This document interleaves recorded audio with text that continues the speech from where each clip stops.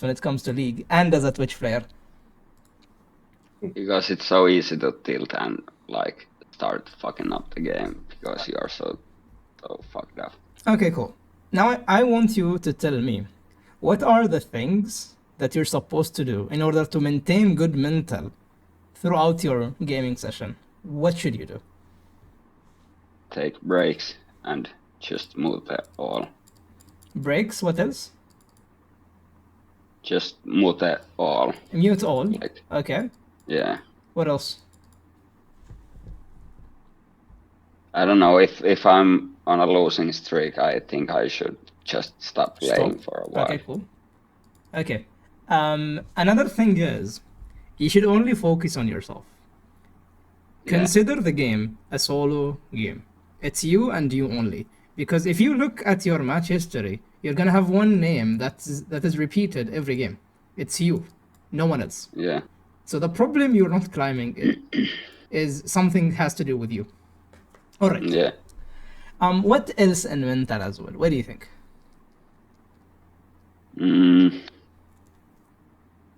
I don't know, like general, like state of mind. Here's like, something if like I'm go on. If I'm like tired or something like that, it affects on how I play. Cool. That's actually factual. Yesterday I worked like 10 hours. I was editing videos and stuff, and when I went to play League, I couldn't. It's just it didn't work. I wasn't in the mindset to play. You're right. Okay, in mental as well, we have ego. Many players develop ego. That's bad. They think they are good. Why do you think people develop ego? Because I'm the best. What? Because I'm the best. Yeah, I don't know. It's something that just you have to overcome. No, but why do we have it psychologically, like in real life? Why do we have ego? That's a good question, because I used to do some stuff to, go deeper within myself. So I'm not, I think that I'm not that selfish or egoistic. I think that people develop ego when they think they know everything, when they think they know it all, when they think they are the best, just like what Coffee said. So the answer for ego or like egoism is to be open to learning. You need to be open to learning. So if you drop the ego, be open to learning and look at every game as a learning process where there is something you can learn, even if it's silver and you're challenger. There is something you can learn because no one knows it all. All right. So in mental, like just to wrap it up, you need to focus on yourself. Don't type. Don't spam ping. Whenever someone pings you, just mute them. Because I mean, I played from gold to diamond like 4 years, years and years, and people never ping good pings. No one pings good pings. They only flame in chat. No one pings good pings. So I wouldn't mind even muting everything. It's just having some pings are good because if they move and you don't look at the minimap enough and stuff. All right. All right. Then the second thing we have is windows. By windows, I mean opportunities, generally speaking, like in the lane, outside the lane. To be more specific, it's just when you're versus a Thresh. And the Thresh, he threw the Q and it missed. Now you have a window of 19 seconds where you can go on the Thresh and punish him for it, right? Yeah. So this is something you need to capitalize. All right. And it goes vice versa. So for example, if your Thresh misses his Q, that means you don't have pressure in lane and you're going to be punished. So you have to go back. Yeah. All right. Yeah. And like there is concept people say a lot in League, it's tethering. Tethering basically means understanding your range. You are an ADC. You have one of the strongest stats in the game, which is range, right? Yeah. Because you can hit, you're 1 HP. You're versus Garen, okay? You're a Twitch. You're 1 HP.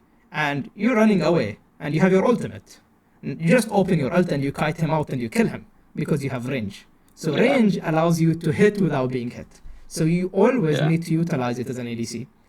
And how do we do that? You need to understand the range of almost everything you deal with.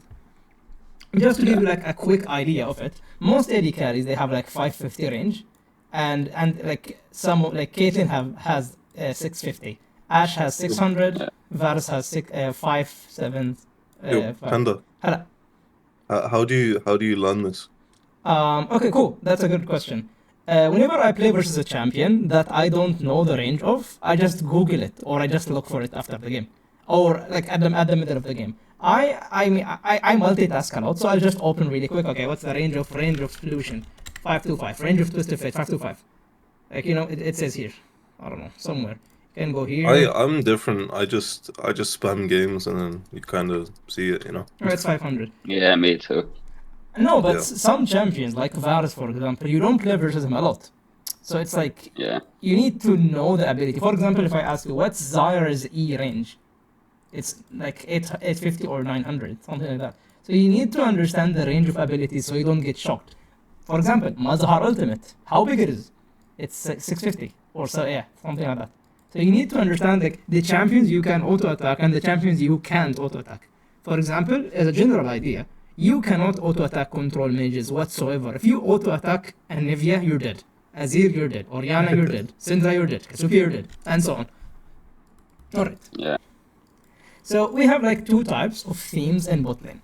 You have the range, like the double range, like having Karma with Caitlyn, Lux, Israel Karma, Israel Morgana, anything like that, like double range. They have certain things to focus on, generally speaking. What do we have here? We have the wave. It has to be what? Always pushed. Why? Because if you push the wave in this lane, you can poke. And if you poke, you force them to take bad recalls and maybe you kill them under turret and you can take platings and expand your lead. But there is a necessity here. What do you need here? You need vision. Because if you keep pushing, what's gonna happen? You're gonna be under so much pressure of being ganked, right? Yeah. So just generally speaking, if you have a double range lane, your win con is to push as hard as you can. You need them to be under turret, right? But if you push, you need vision. Alright, cool. The other theme we have is it's engage lane. Engage lane, let's assume that you bring Twitch and the other person is playing Leona. There are also things you need to be focusing on. You should never lose HP. If you lose HP, the lane is gonna be so awkward because you can't engage and you can't push and you cannot do anything in lane. Whether you lost HP or the support lost the HP. Any of you loses HP here, the lane is gonna be so awkward. And the second thing is the wave. Let me just open LOL Planner. LOL Planner. Is anything I said so far like complicated or doesn't make any sense? No, everything is like pretty straightforward. And I get the fundamentals. Good, nice. Assuming you're blue side, you are engage lane. Where do you want the wave to be? Like you have like let's say 4 quarters. 1, 2, 3, 4. Where do you want it to be? 1, 2, 3, 4. As an engage lane. At 1. 1 or 2, yeah. I mean, preferably you want it at 1. But here we come with another question. How do we get the wave to be at 1? You have to have like, was it 3 caster minions more than our wave? Here comes the thing.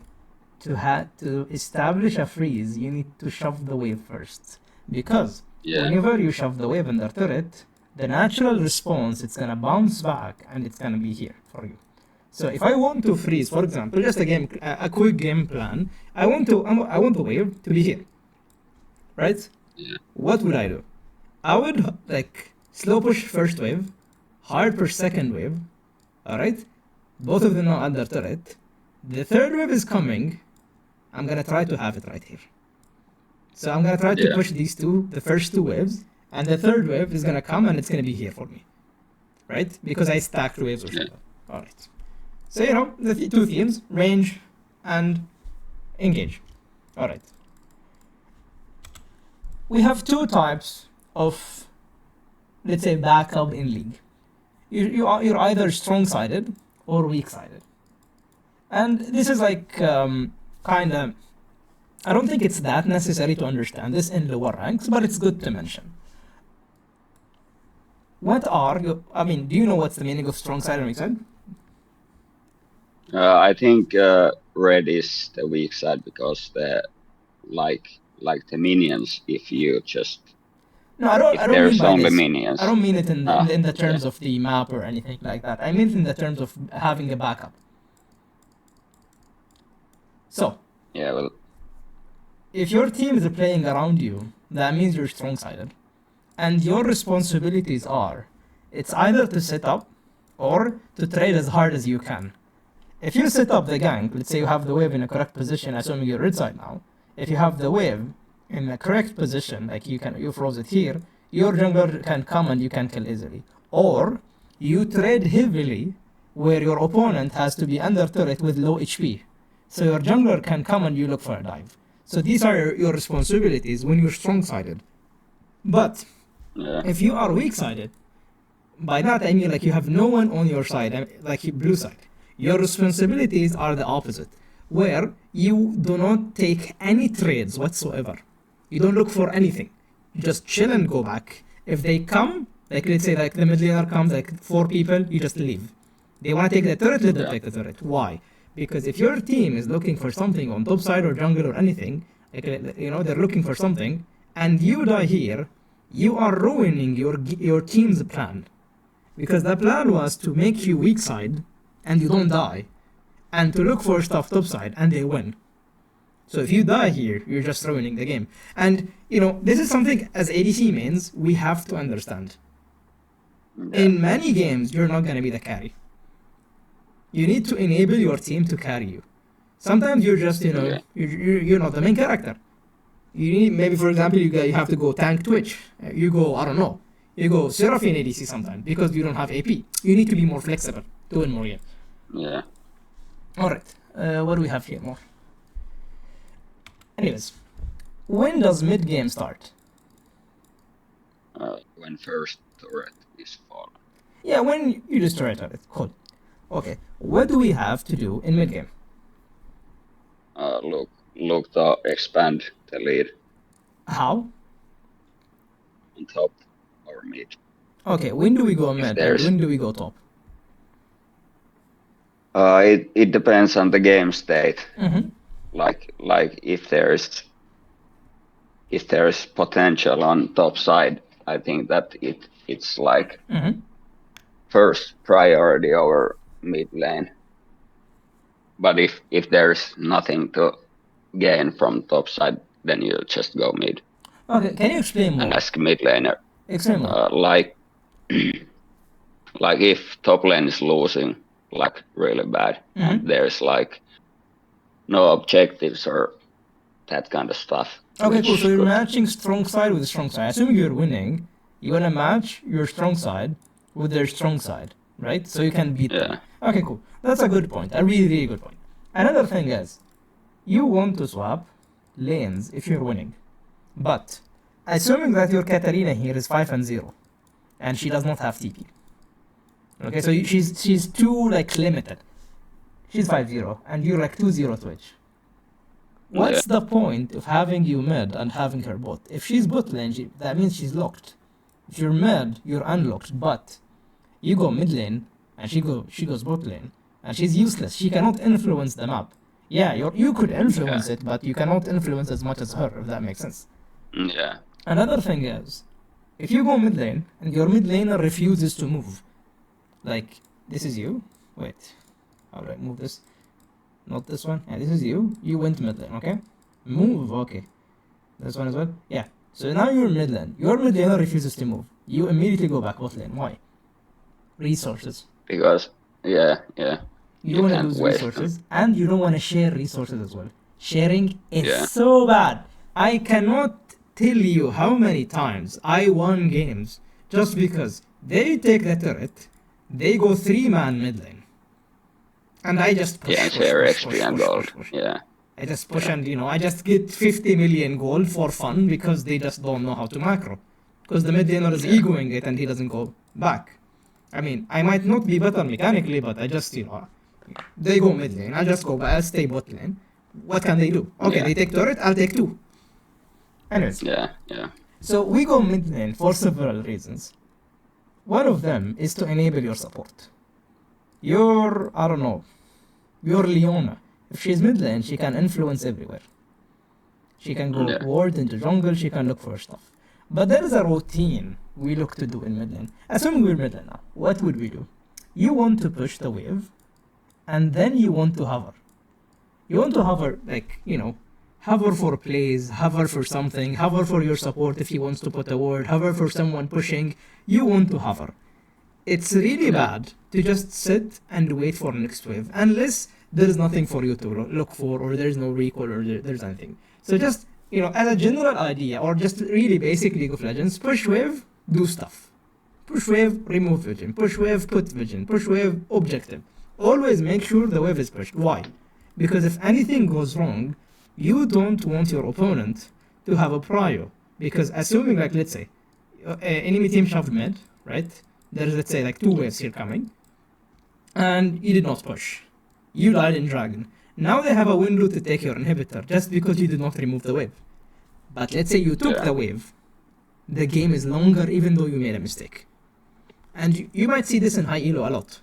You will see people, they TP back, remove the wave so enemy can't end the game. No, they can't end. It's just easy. You take the wave, they can push. As simple as that. Alright. Yeah. What else do we have? In team fights. Wait, I made a YouTube short about this. I have to play it first. Where can I find it? Wait. Why am I too clueless? Let me show you. Oh, it's Blue. What's up, Blue? Unmute. Hey, I will just listen if it's okay. Sure, no problem. I mean, I didn't notice you're here. Oh, bro, what the fuck? Why do 3 million people join every time? I'm becoming famous. Let's go. Okay. So this was a YouTube video I made, and I want to show you it. Because it explains a lot about the team fight. It has 400 views! Okay. 1 second. Okay, can you see? As an AD. Do I play it? Hello? FatRat. What? I start? Yeah. Okay, let's go. Go ahead. In team fights, you should have a list of things you cannot ignore. You cannot ignore Malphite. Okay, this is the first thing we talk about. A list of things you can't ignore. Like anything that is lethal for you, you should have it in mind beforehand. Like, this thing is bad, I need to avoid it.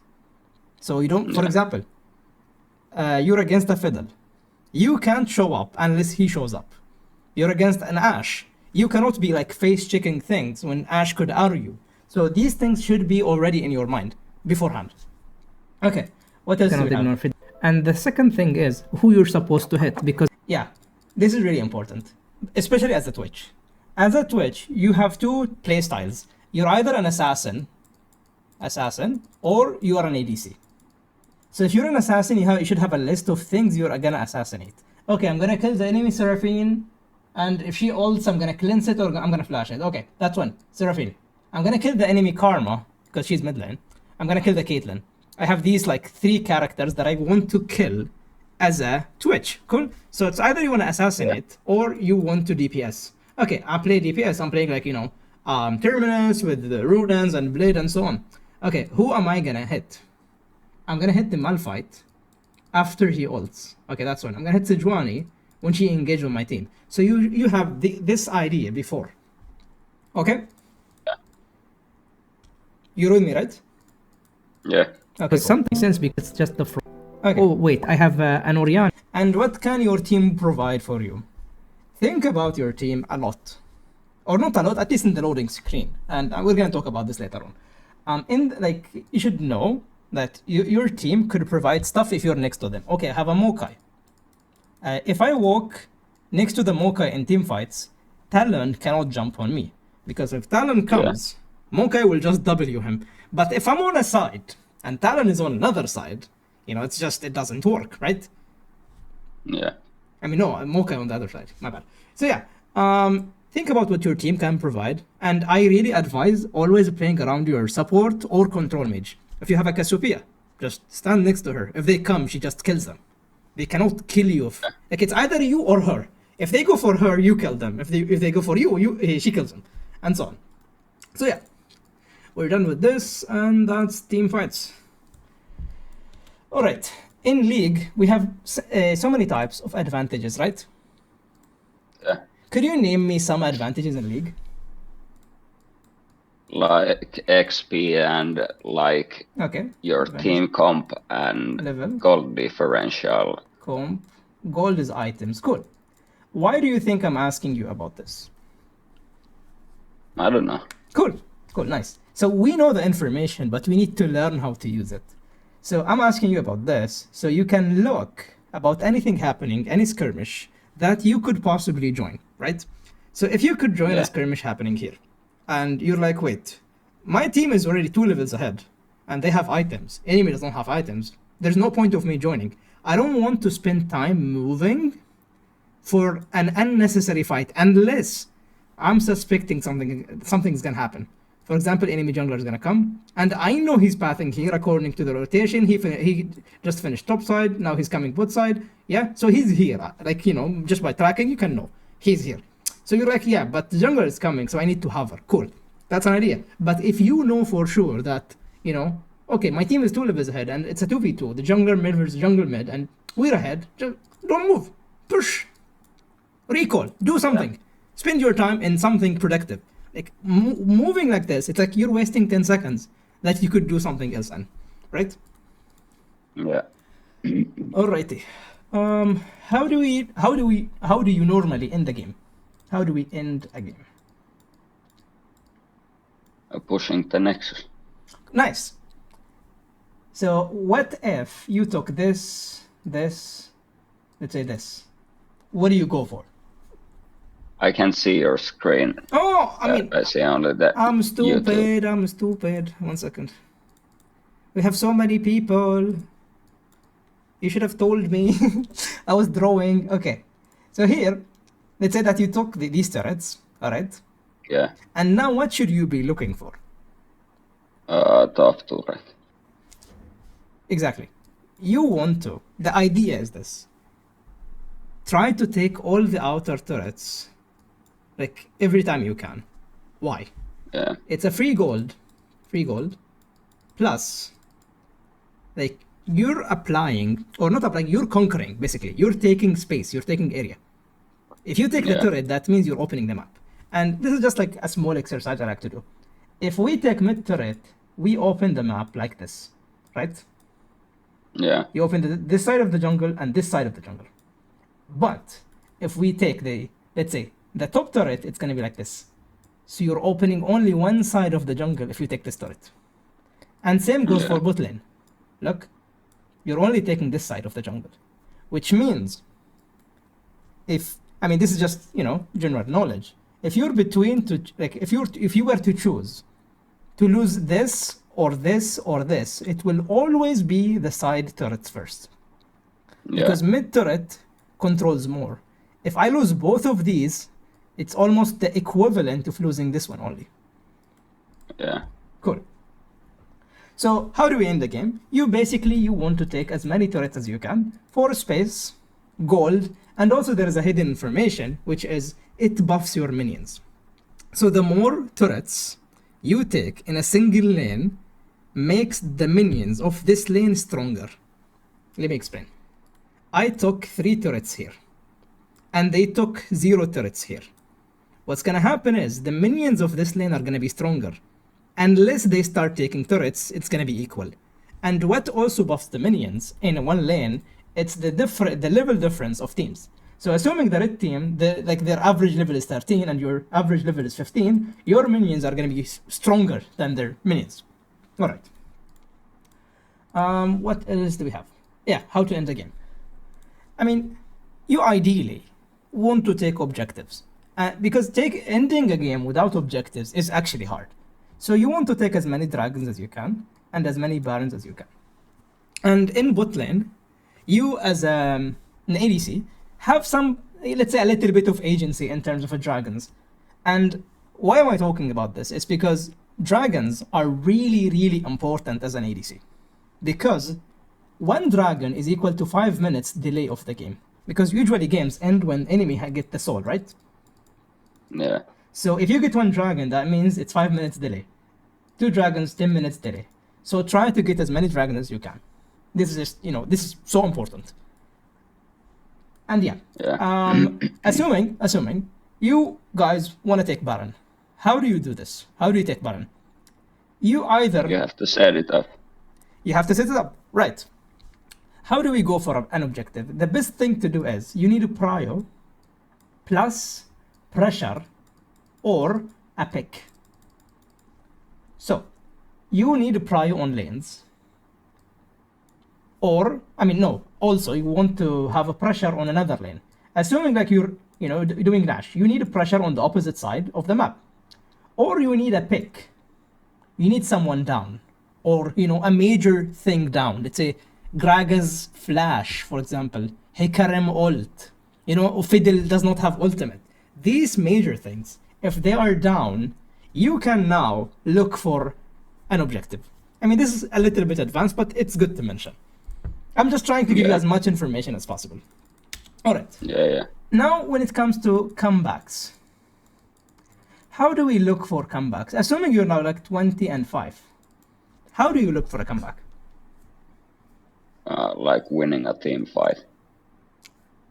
True, but how do you know you can come back? Or not how do you know? Like, what's the process of making a comeback? Yeah, that's a better question. Like getting XP and gold. Cool. Maybe cool. some objective. You give everything on the map. Yeah, just defend the base. Exactly. Basically. Try not to lose as much as you can. You just give everything on the map. Give. Or you flip. You go for some crazy plays. So, for example, you just send 5-man Baron and you see what's going to happen. If you take Baron, you win. If you don't, you lose the entire game. So it's either you give or you flip. All right? Yeah. Cool. What else do we have? All things we mentioned now are just talking in theory. And to get like a little bit of a grasp of reality, we talk about this concept. I think Coffee introduced it to me. It's join the monkeys, if I'm not mistaken. Yes. It says monkeys together strong, right? Apes together strong. Apes together strong. So yeah, you need to join them. So for example, if your team is looking for a play, and let's say you have a wave, or you want to recall, or you want to do something else, what you should do here is you look at the expected value of the play of both options, option 1 and option 2. If option 1 means that you recall, you don't lose tempo, you go back, buy items, go back to lane, you're perfect. Option 2 is like your team, okay, you join your team, you get 1k gold. And if you don't, your team might die and it's a double kill. Let me show you an example. Yeah. Yeah, look here. So here, I was tanking, I came to lane, and my Kha'Zix was here, okay? My Maokai was here. Yeah. And I had the biggest, fattest wave ever. Look, it's like 10 minions, plus an upcoming wave, which is a cannon 7 minions. So it's almost like a 20 minions, which is equivalent to like 400 gold, okay? Yeah. So I had an option here. I drop the wave and join my team and pray things work out, that enemy jungler doesn't come, we kill, they don't flash out, and nothing goes wrong. Or I go for the wave and my team dies. So it's a hard option. So let's say. So they committed. If your team commits, in most cases you have to commit with them. Unless you're doing something big, like you want to take, I don't know, their inhibitor or something. So luckily enough, it worked out. But if it didn't, let's say that enemy jungler came and he counter ganked, I will be screwed. I will lose the wave, die, and my team will die. So it's a hard pill to swallow, but sometimes you have to. All right. So this was it for the introduction. All right. Yeah. I'm gonna go bring some water. I need like 45 seconds and then back. Yeah. If you have any questions, just write them down so we can talk about them when I'm back.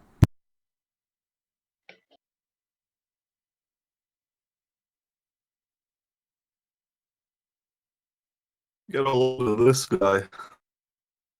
Huh? Oh, man.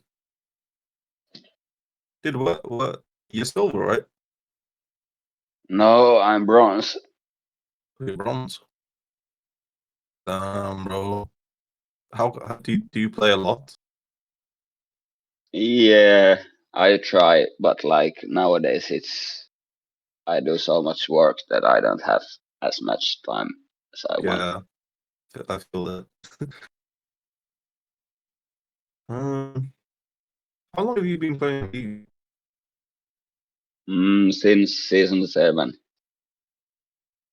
And that's a long time. Yeah. Have you I once always got the been? gold. Huh? Have you always been ADC player? No, I swapped like last year. Oh, okay. Yeah. I've been playing in jungle and support.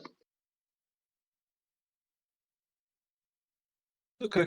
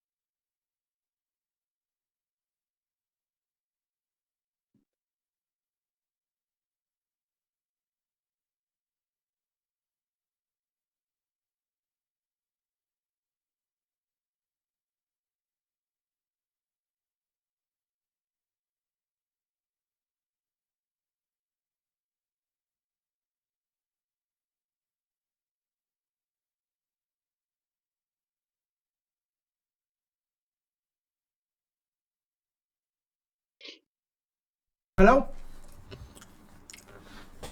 Hello? Okay, I'm back.